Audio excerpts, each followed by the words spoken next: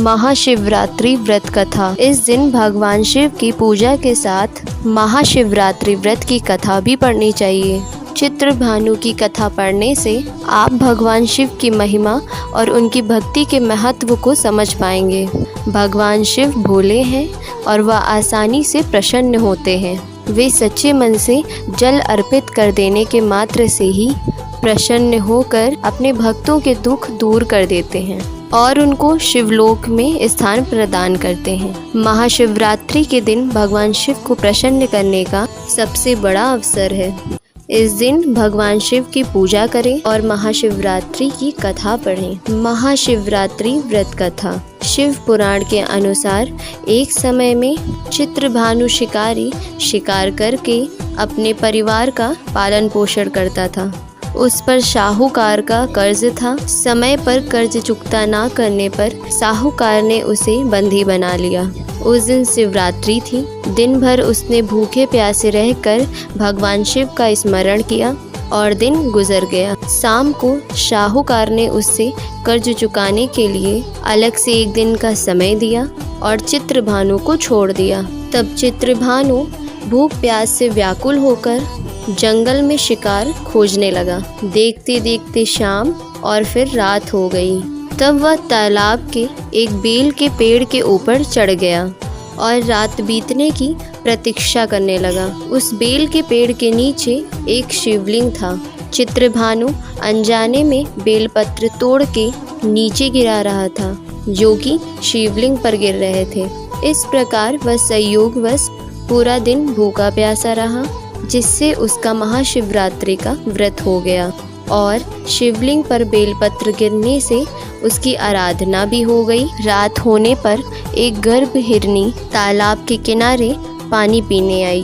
तब चित्रभानु धनुष बाण से उसका शिकार करने के लिए तैयार हो गया। उस हिरनी ने चित्रभानु को देख लिया।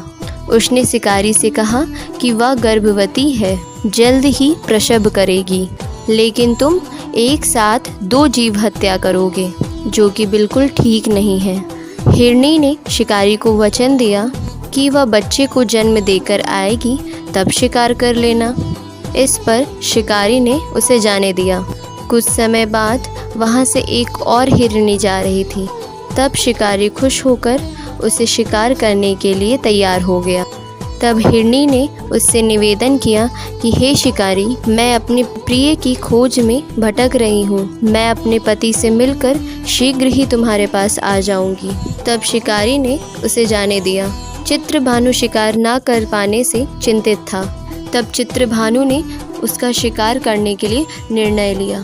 तब हिरनी ने उसे कहा, हे शिकारी, मैं इन बच्चों को अपने पति के हवाले करके वापस लौट आऊंगी। इस समय मुझे मत मारो।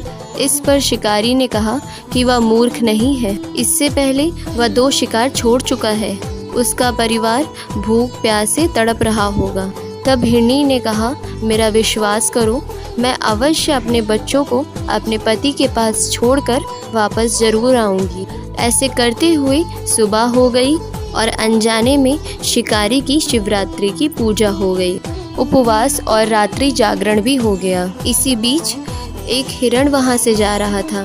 तब शिकारी ने इसका शिकार करने का निश्चय कर लिया। चित्रभानु को प्रत्यंचा चढ़ाए देखकर उस हिरण ने निवेदन किया, जिस प्रकार वो तीनों हिरनियां प्रतिज्ञाबद्ध होके गई हैं, मृत्यु से वह अपने धर्म का पालन नहीं कर पाएंगी।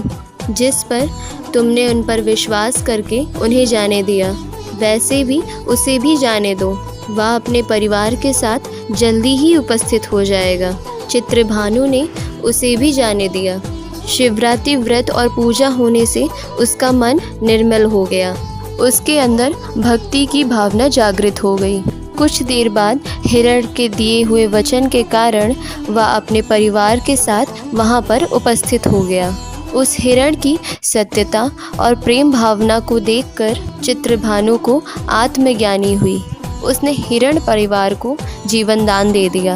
अनजाने में ही सही, शिवरात्रि का व्रत करने से चित्रभानु को मोक्ष प्राप्त हुआ। मृत्यु के बाद उस शिकारी को शिवगढ़ उसको शिवलोक ले गए। तो महाशिवरात्रि की कथा यहीं पर समाप्त होती है। अगर आपको वीडियो अच्छा लगा हो तो चैनल को सब्सक्राइब ज़रूर करें।